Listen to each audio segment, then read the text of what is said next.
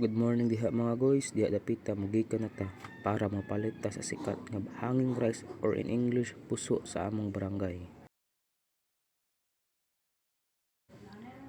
Diha dapit ta naglakaw ra ta kay wa matay sakinan kay pobre man ta karong panahon na.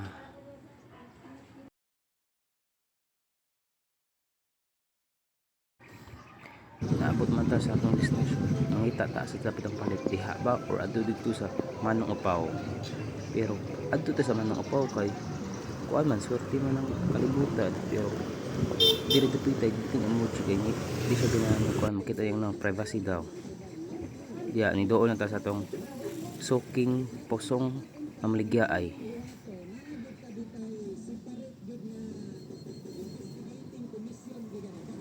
Pag human natog palit sa puso, nihinay taglakaw para padang uli.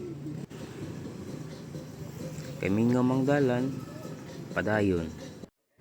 Diha dapit lang mga choy, naabot naman ta. Isuwa na to sa atong fried chicken or kanang bukog nga baboy. Wa man nila sudan mga choy, kay ang puso mga choy, linot man isuwa sa mga hibilin-hibilin nga sudan mga choy.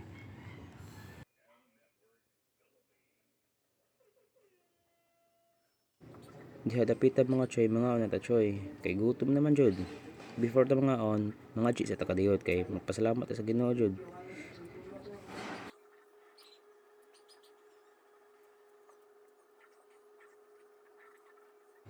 May papuso mga choy dali ramkit na sa daplin pero atong dadalawon sa lisod ng pangitaon jud. Bisag pangitaon na to lisod kayong duol.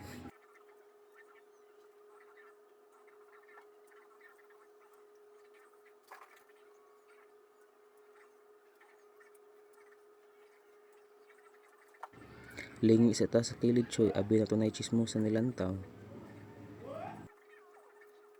Diha dapit mga choy, gamay na lang kayo. Last bite.